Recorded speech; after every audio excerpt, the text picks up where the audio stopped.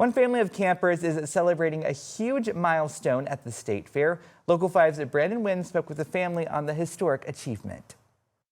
One family is celebrating 100 years of the Iowa State Fair, what that means for them and the community. For 11 days of the year, the fair campgrounds become a second home to the Caves family.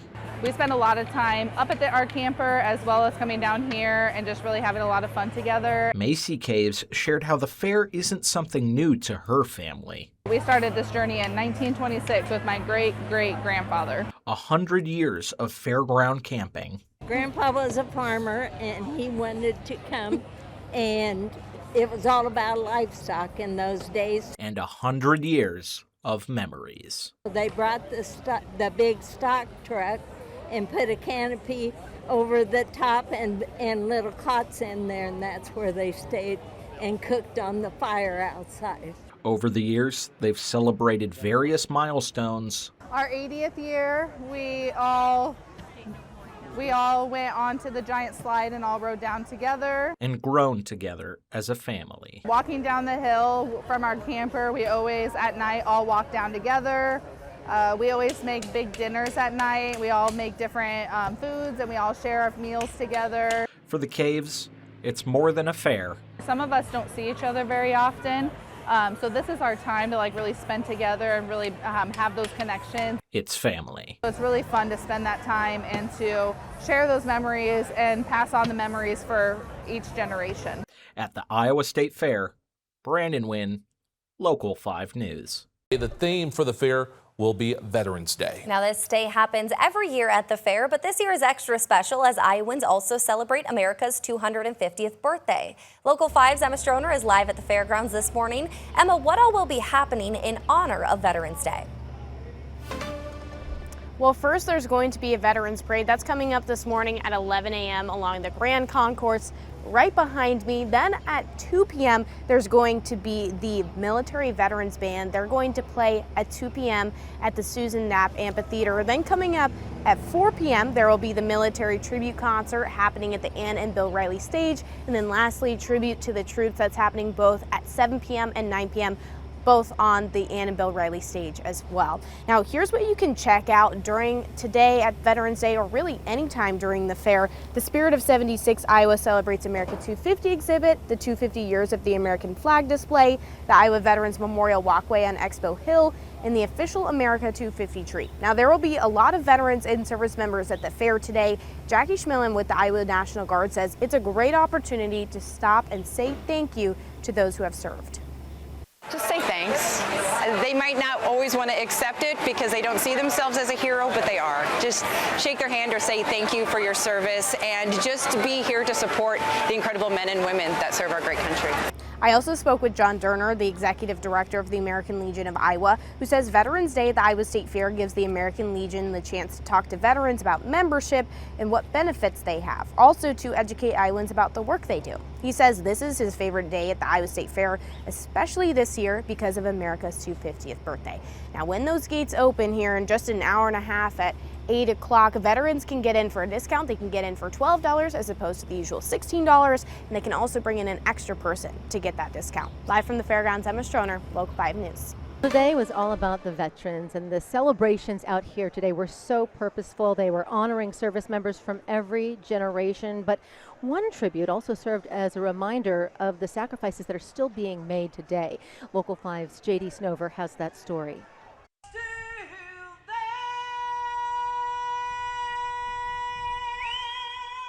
In a record-setting tribute, 110 is the record for the number of entries and 2,000 participants.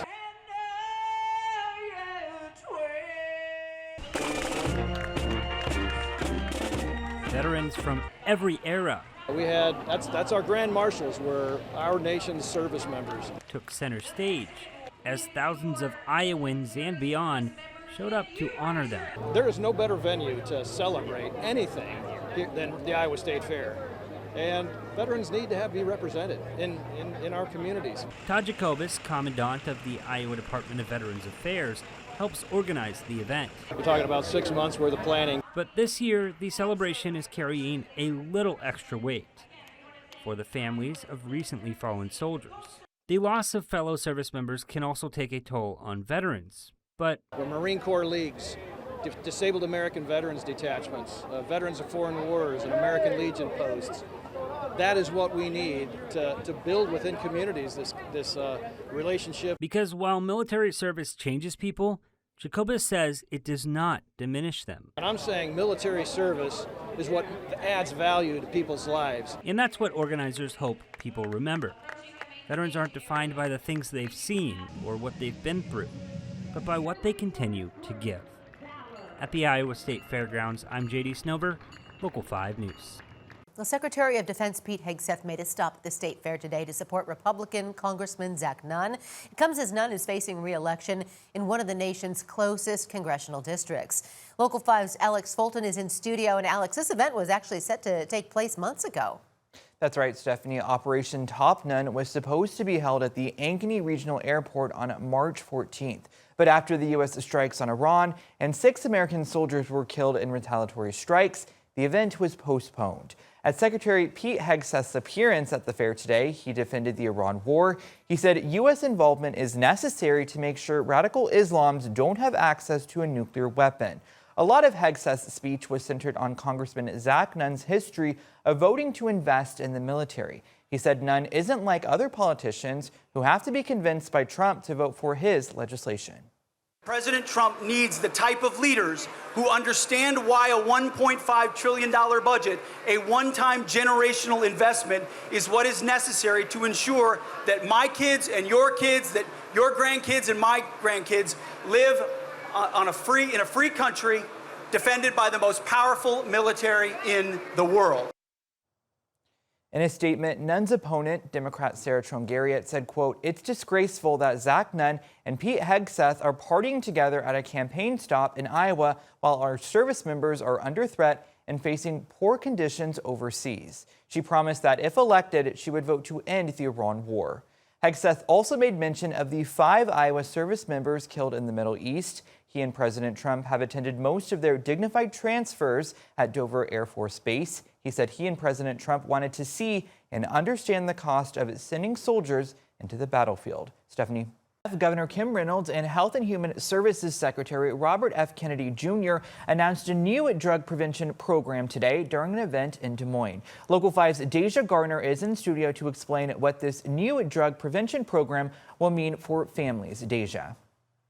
Yeah, Alex, Governor Reynolds says 2 peer support drug prevention programs are coming to Iowa under the Trump administration's Great American Recovery Plan. Health and Human Services Secretary Robert F. Kennedy Jr. says Iowa is the first state to introduce both programs. Officials say the program are designed to help families stay together and prevent children from entering foster care. Clinicians will visit families in the program at least 3 times a week for 6 to 12 months to help parents address drug addiction and improve their parenting skills. We can give states better tools to help people recover before addiction destroys their families. And that's what we're doing today. We're expanding federal support for proven peer-reviewed programs. We are giving states new tools to address addiction and strengthen families. And Iowa is once again leading the nation in putting those tools to work. A child must be under the age of 6 and be at the risk of entering foster care to qualify for this program. Kennedy says he hopes other states will follow Iowa's footsteps in addressing drug abuse and preventing families from being separated. The state hasn't said when families can start enrolling in this new program. A major construction project years in the making is forcing Newton schools to delay the start of classes. District leaders say the extra time is necessary to get everything ready. But as Local 5's JD Snover reports, some parents are pushing back. It's an age-old tradition. The state fair ends and kids go right back to school.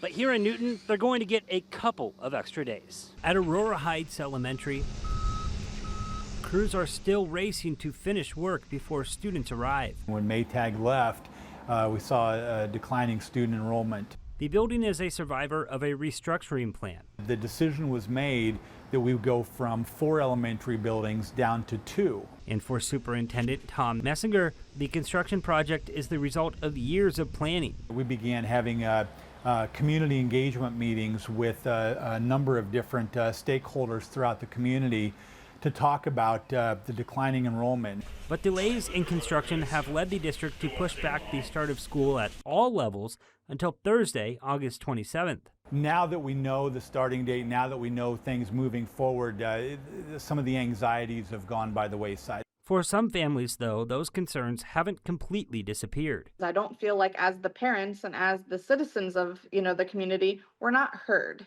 Chelsea Slikard is now trying to navigate another change in plans so she can be there for her children's milestones. It's still not something on my daily agenda that I want to have to talk to about my boss, like, hey, can I switch my schedule yet again? Still, she says her frustration isn't directed at the people who will be welcoming her students back. We do have some great teachers. Teachers are back in the building, starting to set up and unbox around the construction. And Messinger hopes people aren't going to really be able to tell that we had this bit of an obstacle at the very start. In Newton, I'm J.D. Snover, Local 5 News. Tonight, a woman is dead and a state trooper was injured in a shooting in Stewart today. The incident called multiple law enforcement agencies to the small town of just under 1,000. Local 5's Alex Fulton is in studio with the latest on this investigation. Stephanie, the Iowa Department of Criminal Investigation gave an update on the situation around 6 p.m. They read a prepared statement and did not take any questions from reporters. They say it started just after 3:30 p.m. when officers were called to a report of shots fired in the 200 block of Southwest 6th Street in Stewart. The trooper met a man armed with a gun. According to authorities, the trooper was then shot. Authorities did not say who shot at the trooper. Other law enforcement officers took the man into custody without further incident. An Iowa State Patrol trooper was one of the first officers to get there. Those same officers rendered aid to the trooper, who's been transported to a Des Moines area hospital where he is receiving medical treatment. I am unsure of his medical condition at this exact moment. A dead woman at the scene. Her death is being investigated as a homicide.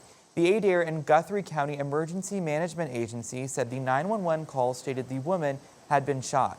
Authorities did not say who they believe killed her. DCI will be assisting the Stewart Police Department in this investigation. Authorities say the names of the person detained and the victim will be released over the coming days. Stephanie. Hey, listen, we've all seen the animals like the horses, the chickens. Those are the ones we always think about when it comes to the state fair. But we don't usually think about snakes. No, we sure don't, but there is an exhibit called the Snakes Alive exhibit that only runs during the fair, and it holds dozens of reptiles. Local 5's Emma Stroner is live there this morning. Emma, tell us, how long has this been up at the fair? It's been up for 51 years. Now, Thomas Widener is the owner. He's actually the person who founded Snakes Alive. He has been a snake lover since first grade. He now has over 100 snakes, and he even brings some of them in here, totaling up to over 30 for fairgoers to see.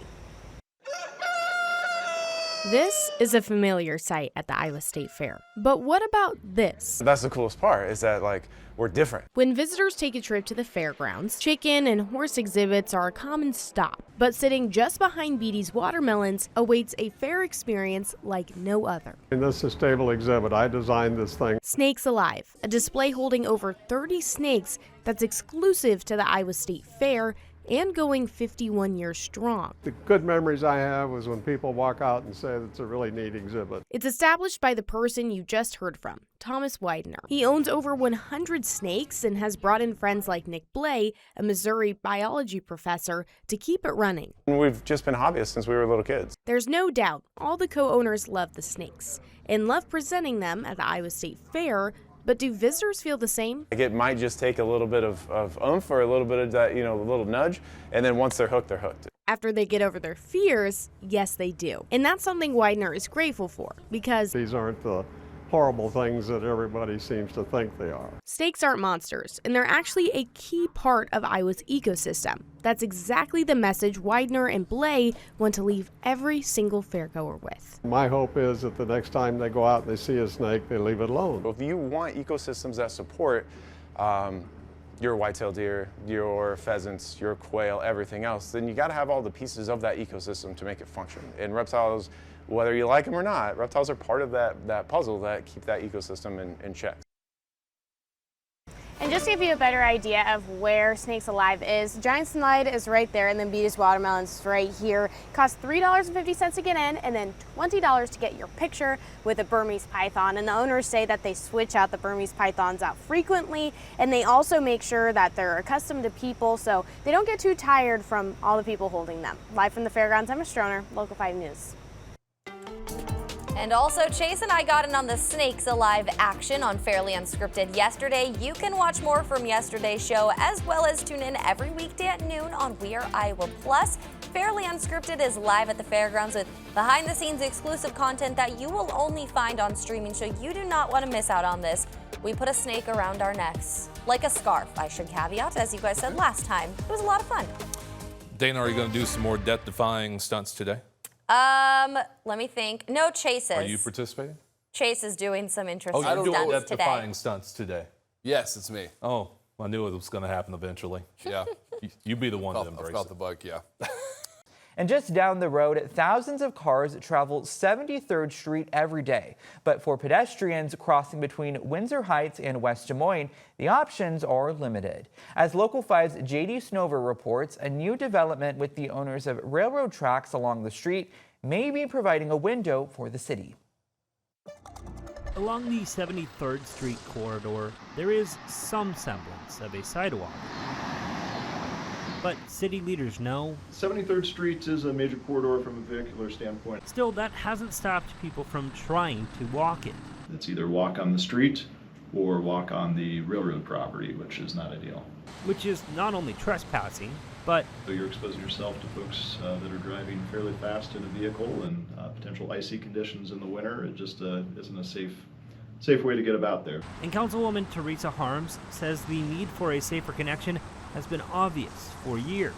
We have a lot of individuals who come over from West Des Moines to utilize the Walmart, the Hy-Vee, the Aldi's. Windsor Heights City Administrator Adam Plaguey says that's why the city has been looking at options to improve the corridor. The changes could ultimately take the form of either a traditional sidewalk or The last council conversation is to move in the direction of the trail. Doesn't mean we can't pivot and go back to that sidewalk. but the railroad property is privately owned, making any improvements difficult, not just for pedestrians, but for drivers too. With the railroad abandonment, if that moves forward, we'd also be able to correct that curvature of the road to make it a little safer for folks that are driving. And with that new development, city leaders say they may finally have an opportunity to address the issue. In Windsor Heights, I'm JD Snover, Local 5 News. A man is charged after a shooting in Stewart left one dead and an Iowa State Patrol trooper in the hospital. It's an update to breaking news we brought you on air and online last night.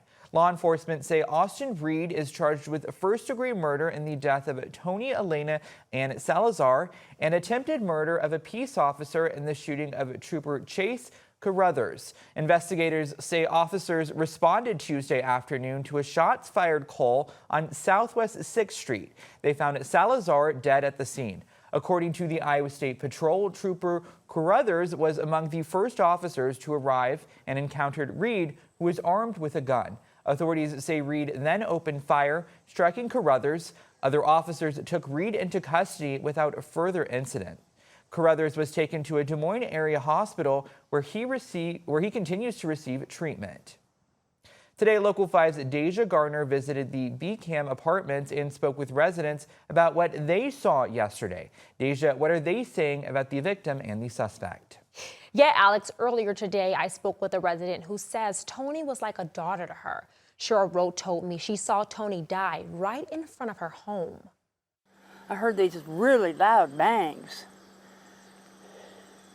And I turned over and I could see Tony, the lady that was shot, sitting on the ground right over here. And I heard somebody yell, "Austin, stop, you've already shot her." And then I saw Tony's husband, V, run across the yard. I don't know where he went from there. And then at that point, she was still sitting up. Residents say Tony and her husband haven't even lived in BCAM apartments for a year. But during their time there, they say Tony led with love and was always willing to help her neighbors. Just really sad that I'm never going to get another one. You know, that was the last hug ever from her.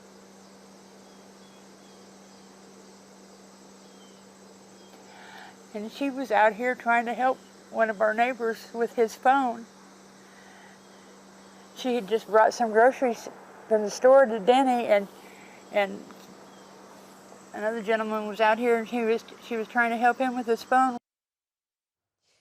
And after living at the Beacam Apartments for years, Cheryl told me last night was the first time she made sure every single door in her home was locked. Alex. For many, the Iowa State Fair is more than food and competition. It's a time to remember our history. Local 5's Brandon Wynn spoke with one museum curator who is hoping to preserve the past.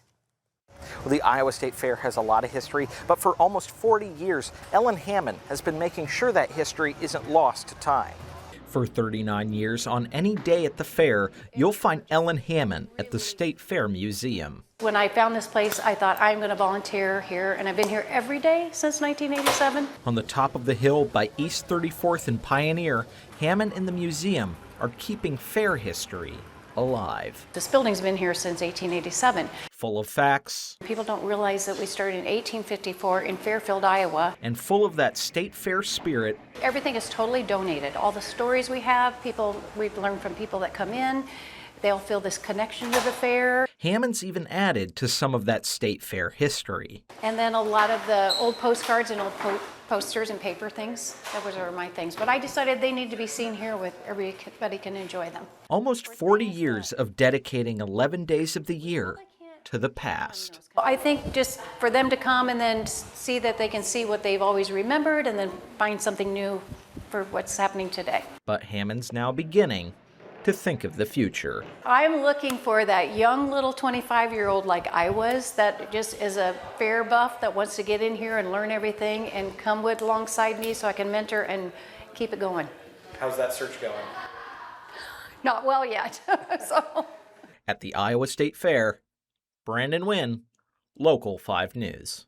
And voting just closed for this year's top new fair food. It's between the porcupine gnocchi from Destination Grill, the ultimate mini apple pie from Mini Apple Pie, and the all-American scrambled egg roll from Wynn and Sarah's Kitchen. I asked fairgoers which one they think should take home the gold. What food do you think should win the best new fair food? I don't know, because I haven't tried this one yet. Okay, do you think it has the potential? Oh, I do. I haven't tried enough of the new fair food to have a good answer. Who do you think's going to win? Literally just got here.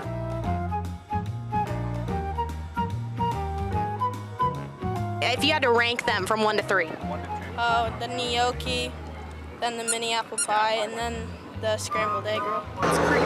I don't know. We'll have to wait and see. I'll try it. It looks pretty good, so by looks, I think they win. I think that the egg roll should win, the scrambled egg roll. I don't know. I think the egg roll. So I think that the ice cream goes well with the mini apple pie better than the eggs and the egg roll. Do you think this one has the potential to win the best new one? I do. I'm kind of a fan of the gnocchi also. Are you going to try anything today? I don't know.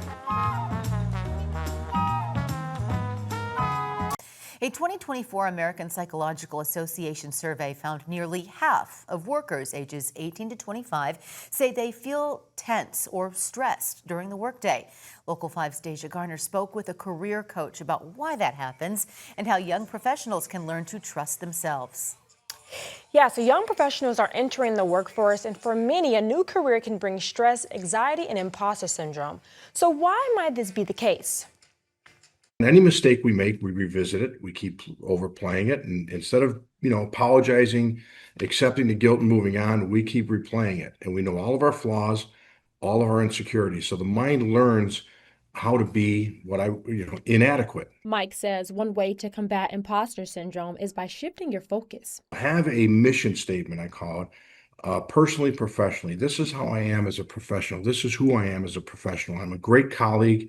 I'm always learning to be better. I've got a great attitude. I'm resilient. I'm a great resource for people to dig into and need it. So whatever they want to be professionally, keep their attention there. Have a vision of what they want to accomplish. So if they are that, But that can be hard when we're conditioned to avoid mistakes and failure. we're conditioned. to say we're not supposed to make a mistake. We're not supposed to fail. We're not taught to embrace failure. We're taught to avoid failure. And every time that we're trying to be perfect, it's impossible. So I would tell young people, just embrace who you are and always look to become a better version of yourself each day, each week, each month. Mike says another way to build confidence is by recognizing your wins and not just your mistakes. Keep the attention on the strengths, the good qualities, and the things that you've accomplished in life. Because we're always pointing out our flaws. We look in the mirror, we see what's wrong, we revisit the day, what we did wrong, what we should have done right. Just get out of that space. And for young professionals starting a new chapter, he says the key is to embrace where you are. So I would tell any young professional, you set out to have this career, enjoy it. Find what you love about it. Don't stress about work. Don't fall into the masses at work who might be complaining about the schedule or the environment or whatever. Don't fall in that. Be really crisp, clear, and focused on what you want to do with your career. So whether you're just starting your career or still trying to find your place in it, the message is simple. You do not have to have everything figured out. Focus on your strengths, give yourself room to make mistakes, and don't forget to celebrate how far you've already come. Tonight, members of the Altoona community are speaking out against the city's use of flock cameras. Local 5's Brandon Wynn shares what's causing the concern. Recent issues with flock cameras in some communities have caused concern, but Flock says they're still safe. Flock cameras have been used across the U.S. to store data on all passing cars in case they may be involved in a future police investigation. That's something concerning to Heather Ryan. We are trying to bring attention to the absolutely overwhelming, overreaching arm of the United States government. Ryan was one of 3 protesters gathered in Altoona to protest the city using these cameras. Over 50 police officers have already been charged with stalking people using flock cameras. Cases of police officers abusing the camera's info by accessing personal information on citizens for personal use have been spreading throughout the country, leading to some communities suspending the service. What we don't want to do is keep using a technology that's going to influence the community's trust with us. Lieutenant Ty Sparks with the Indianola PD shared that although none of those cases have been in Iowa, it does affect the public's ability to trust the department. Hoping that with the legislative session coming up, that there would be either more restrictions put in place that might make it more acceptable to the general public to use this technology. Flock has added measures like requiring a criminal case number to search its database, but some citizens argue that's not enough. Flock's efforts are laughable at best. Absolutely the very bare minimum, and they're not even achieving that goal. The Altoona PD released a statement on the camera's usage stating, "As our tools evolve, our commitment remains the same, to protect the community with clarity, accountability, and the highest level of professionalism. Technology simply helps us do that even better." Waukee has also paused the use of the cameras until the 2027 legislative session. In Altoona, Brandon Wynn, Local 5 News.